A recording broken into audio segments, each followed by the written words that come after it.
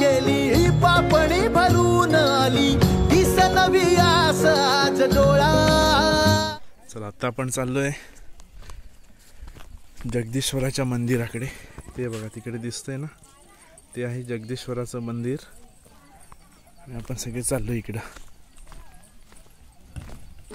पाणी आहे ना, हा बाहेर पडण्याचा मार्ग आहे. आता आपण मोकळा परिसर आतलं म्हणजे नगरखान्यातलं का?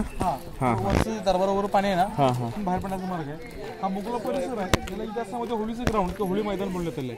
आपण आपल्या गावामध्ये मार्च महिन्यामध्ये शिमल्यामध्ये मानाची होळी पेटवतो ना, असंच महाराजांच्या काळामध्ये मानाची होळी या ठिकाणी पेटली जायची. आपण जसा पेटक्या होळीमध्ये नारळ टाकतो असं महाराजांच्या काळामध्ये नारळ टाकण्याची. पण आपण जो नारळ आहे हा होळी भिजल्याच्या नंतर किंवा बांबणी काढतो. पण महाराजांच्या काळामध्ये अशी सिस्टीम होती, पेटक्या होळीमध्ये कोणताही बहादर हात घालून नारळ काढायचे.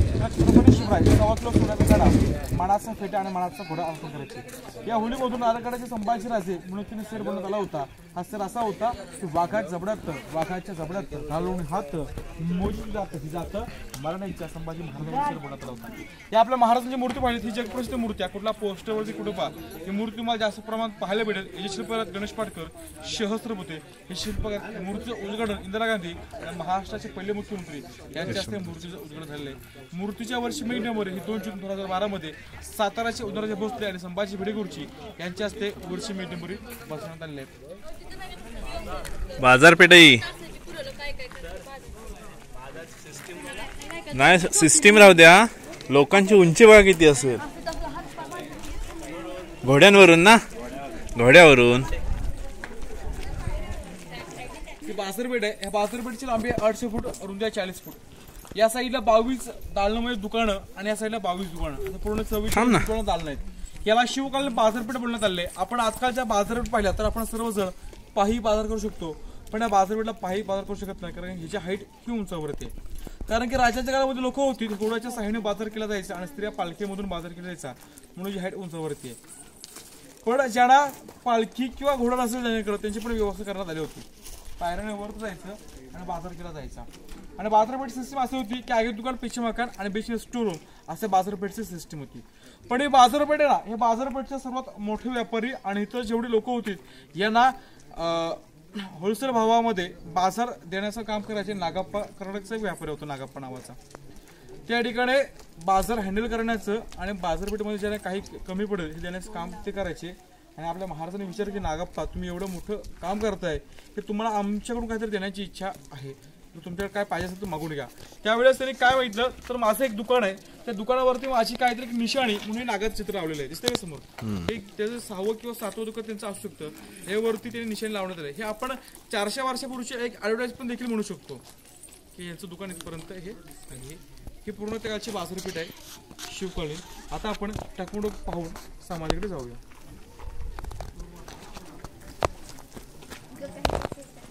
आता आपण बाजारपेठेत आलोय. त्या काळातली बाजारपेठ जवळपास 800 फूट लांब अशी बाजारपेठ आहे. सगळी स्ट्रक्चर, सगळी माहिती त्या दातांना आपल्याला दिलेली. आणि आत्ता आपण चाललेलो ते म्हणजे महाराजांच्या समाधीस्थळाकडे. मगाशी जो होता तो नगारखाना, जिथं महाराजांचा राज्याभिषेक झाला होता, आणि महाराजांचं समाधीस्थळ तिथं आता चाललोय आपण. रेल्वे काही लोक याच टेक्नॉलॉजी पनिशमेंट पॉईंट बोलण्यात आलंय. आपल्या महाराजांच्या काळामध्ये कोणी चोरी लबाड कुत्र गद्दारी केली का त्याच्यामध्ये गोंतामध्ये करायचे आणि खाली फेकून द्यायचे. याला टेक्नॉलॉजी पनिशमेंट पॉईंट बोलण्यात आले. पण छत्रपती शिवरायांनी असं कोणाला पनिशमेंट केलं नाही. पण छत्रपती शंभूराजांनी असं कोणाला सोडलं देखील नाही. आपल्या शंभूराजांचं एकच नेम, एक गावडी दोड तुकडे. आपल्या शंभू राजांवरती त्या अफजल देखील वर्णन केलं होतं. तो अफजल काय बोलला होता, हे मरे बेटा बेगम साहिबा वो काफिर शुबा ने एक संभा को जन्म दिया, वैसा एक संभा मेरे घर में पैदा होता तो मैं अख्खे हिंदुस्तान पर राज करता. मेरे चहरी बेटे नालायक निकम्मे निकले, पर एक संभा मेरे घर में पैदा होता तो मैं हिंदुस्तान पर राज करता, असं आपल्या शंभू राजांचं वर्णन होतं. व जगावं कसं हे आपल्या शुभा राजाकडून शिकावं आणि मरावं कसं हे आपल्या शंभू राजाकडून शिकावं. एवढं खतरनाक आपल्या शंभू राजांचा इतिहास आहे. समोरचं टेक्नॉलॉजी पनिशमेंट पॉईंट आहे. आता आपण ज्या मार्गांचा हा पूर्ण राजमार्ग आहे. आता ह्या राजमार्गाने आपण महाराजांचं जगदीश्वराचं मंदिर आणि महाराजांच्या स्त्री समाधीच्या दर्शन घेण्यासाठी पुढे जाऊया. बोला छत्रपती श्री शिवाजी महाराज की जय.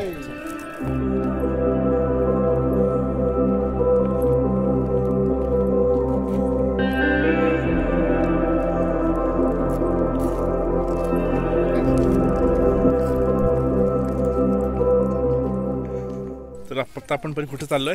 जगदीश्वराच्या मंदिरात आणि महाराजांच्या समाधी स्थळाकडे, हो ना? तू दमलीस का ग? सकाळी 6:30 वाजल्यापासून पोरगीनं चालायला सुरुवात केलेली,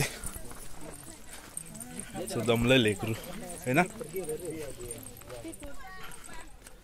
नगरखाना आणि इकडे मंदिर जगदीश्वराचं, पौलतेश्वराचं आपल्या लाईन जात आहे. तो आता तिकडे दिसतोय तो जिथं महाराजांचा राज्याभिषेक झाला तो नगरखाना. आणि इथं आलो आपण जगदीश्वराच्या मंदिरामध्ये.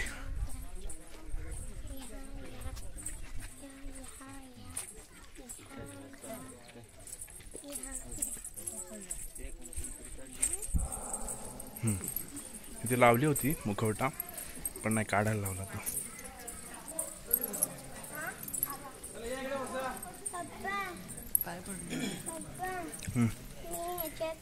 मी परत हात लावे करू काय?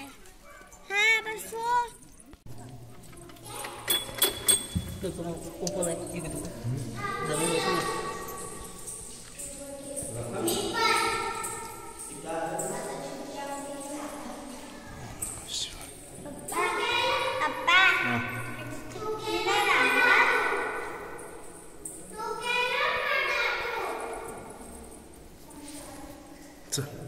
बाबा मला पण पैसे.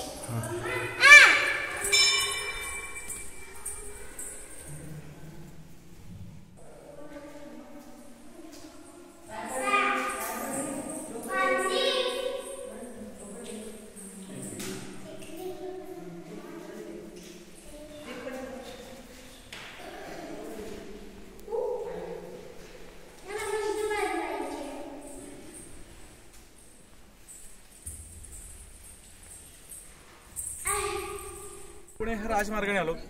येता येता आपल्याला जे चौथरी लागले ही किल्ल्यावरची जे लोकवस्ती किंवा सरदार लोक होती त्यांची राहण्याची वस्ती होती. आता आपण या मंदिरासमोर आलात, आपण दर्शन घेतलं.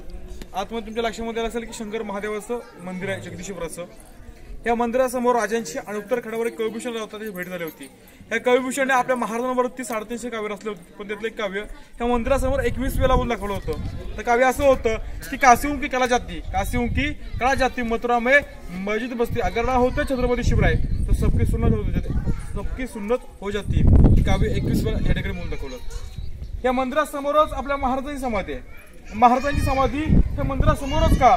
कारण की आपले महाराज शंकर महादेवांचे भक्त होते. म्हणजे चिता त्या मंदिरासमोर नेण्यात आले. महाराजांच्या चितेला आगळे साहेबाची भोसले यांनी देण्यात आले आणि महात्मा ज्योतिराव फुले यांनी समाधी शोध लावला. पण ज्यावेळेस आपल्या छत्रपती शिवरायांचं निधन झालं ह्याची खबर दिल्लीमध्ये खानाला कळतात. खान देखील आपल्या सिंहासनावरून खाली उतरतो, जमिनीवरती गुडघे ढकलून बसतो, नमाज छडका लागतो आणि अल्लाहच्या हात करून बोलतो, हे खुदा तेरे जन्नत के दरवाजे खुले करना, तेरा नेक बंदा तेरे पास रहे. म्हणजे परमेश्वरा तुझ्या स्वर्गाची दारे उघडे कर, तुझा सर्वात उत्तम पुत्र तुझ्या पास येत आहे. एवढं महान कार्य आणि एवढं महान काम आपल्या राजाने केलं होतं. त्या राजाची समाधी त्या ठिकाणी फक्त आपण त्या साईडला माहिती देऊ शकत नाही. समाधीच्या बाजूला स्टॅच्यू कुत्रा, वाघ्या कुत्रा, त्याच्यावरती जगभरात वादविवाद चालू आहे, त्याबद्दल मी तुम्हाला काही सांगू शकत नाही. पण समाधी आणि मंदिर त्यामध्ये हा गेट आहे आणि गेटच्या दुसऱ्या पायरीवरती एक नाव आहे. ते नाव असं आहे की सेवेचे ठाई तत्पर हिरोजी इंदुलकर. हे हिरोजी इंदुलकर रायगडाच्या आरकडे ज्याने किल्ला बांधला त्यांच्या नावाची पण त्या ठिकाणी आहे. रायगड किल्ला बांधण्यासाठी 14 वर्ष लागले. 14 वर्षामध्ये किल्ल्यावर काय बांधकाम केली तर 350 इमारती, 11 तलाव आणि 84 पाणटाक्या या रायगडावरती 14 वर्षामध्ये बांधण्यात आलेल्या असतात. पण जो पैसा बांधकाम करण्यासाठी दिला तो अपुरा पडतो. पैसा अपुरा पडला या ठिकाणी कोणी पैसे देऊ शकत नाही. हिरोने काय केलं? आपल्या गावी गेले, आपल्या स्वतःचं घरदार जमीन जुमला विकला, रायगडावरती आले, झोपडी मारले आणि पूर्ण किल्ल्याचं बांधकाम केलं. ज्या वेळेस राजाला समजलं की हिरोजीने स्वतःच घरदार विकून रायगडाचं बांधकाम केलं, त्यावेळेस हिरोजी ना आपले राजे जवळ करतात की हिरोजी तुम्ही एवढी मोठी राजधानी म्हणत, तुमच्यावरती आम्ही प्रचंड खुश आहोत. हिरोजी आपणास काय पाहिजे असेल मागून घ्या. हिरोजी संकोच करू नका, हिरोजी संकोच करू नका. त्यावेळेस हिरो राजे आम्हास काय द्यायचं असेल तर आम्ही सर्व बांधकाम हे जगदीश्वर साक्षीने जगदीश्वराला अर्पण करत आहोत. पण आम्हास काय द्यायचं असेल जगदीश्वर मंदिर आहे, त्या मंदिरासमोर राजे गेट आहे, त्या गेटच्या दुसरी पायरी आहे, त्या पायरीवरती मधला दगड लावायचा राहिलेले राजे दगडावरती फक्त आम्हाला एक मजकूर याला परवानगी नाही राजे हिरोची तो दगड आणि मजकूर आम्हाला दाखवा. एका लाल फडक्यामध्ये तो दगड त्या ठिकाणी ठेवला असतो. राजा फडका ओपन करतात त्यावर मजकूर असतो. तो मजकूर असा असतो की सेवेचे थाई तत्पर हिरो चिंदूरकर हिरोची एक नावाची पट्टी रायगड किल्ल्यावरती आपल्या मंदिरासमोर का का मागतात. किल्ल्याचं मेनकडे महादरवाजा या ठिकाणी बघा नगर खाना त्या ठिकाणी बघा कारण की येणारे सर्व लोक त्या ठिकाणी येतात. त्यांना सर्वांना समजू द्या की किल्ल्याच्या आरगड हे हिरो चिंदूरकर होते. पण नावाची पट्टी मंदिरासमोर का मागतात कारण की राजे आपण ज्या वेळेस जगदीश्वरा साक्षीने जगदीश्वराच्या दर्शनासाठी याल त्या वेळेस आपल्या चरणाची धूळ आमच्या मस्तकी लागावे यामुळे फक्त नावाची पाठी आम्हाला मंदिरासमोरच द्या. आपले राजे वाहिरोजी तुमच्या सारखी लोक आमच्या स्वराज्यामध्ये लाभलीत. आम्ही शून्यातून विश्व निर्माण करू शकलो कारण की राजासारखी माणसं होती आणि माणसासारखा राज्य होता पण एवढं मोठं हिंदवी स्वराज निर्माण झालं. पण पहा बघा आपल्या छत्रपती शिवरायांच्या स्वराज्यामध्ये 365 गडकिल्ले होते.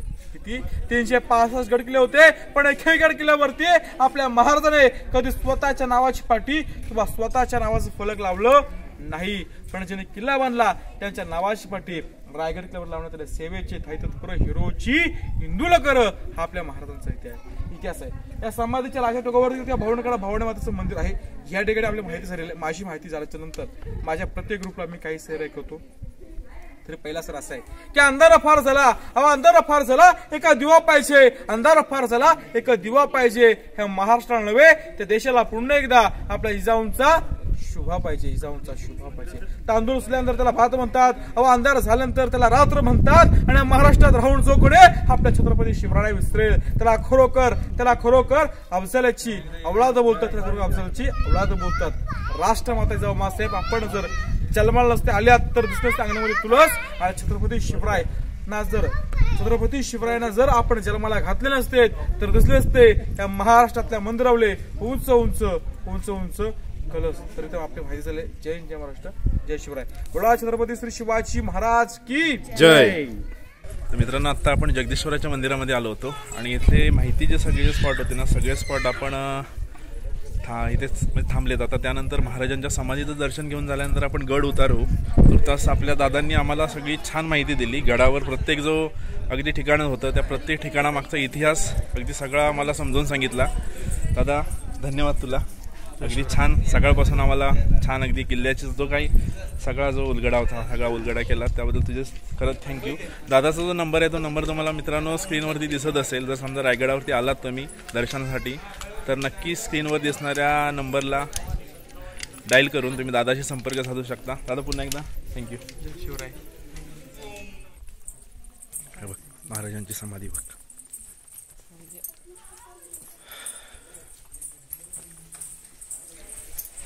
ही ती पायरी सेवेचे ठाई तत्पर हिरेजी इंदुलकर आणि त्याच्याबरोबर समोर आहे ते जगदीश्वराचं मंदिर.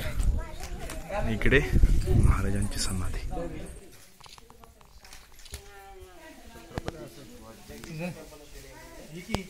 शिवराया शिवात्मका शिवतेजा रे शिवराया शिवात्मका शिवतेजा शिवराया.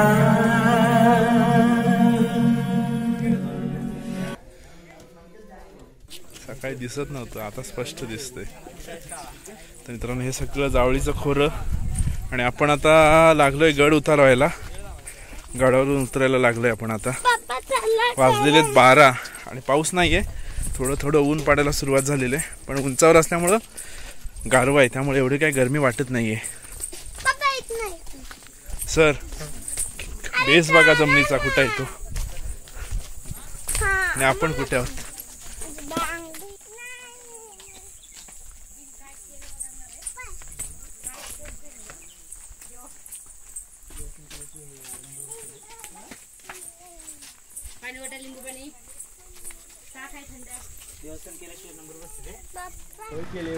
तर फायनली मित्रांनो आपण आलोय महाराजांचं दर्शन घेऊन. अगदी सकाळी 6:30 वाजल्यापासून आपण गड चढायला सुरुवात केली होती मस्त स्पॉट वगैरे झाले, अगदी छान. तुम्ही देखील अगदी रायगड अनुभवला असेल. सो मित्रांनो, आजचा जर व्हिडिओ आपणास आवडला असेल तर व्हिडिओला नक्की लाईक करा. चॅनलवरती नवीन असाल तर आठवणीनं सबस्क्राईब करा आणि सोबतचं बेल आयकॉन दाबा. भेटूया पुन्हा अशाच एका नवीन व्हिडिओचे. तोपर्यंत जय शिवराय. शिवराया शिवात्मका शिवते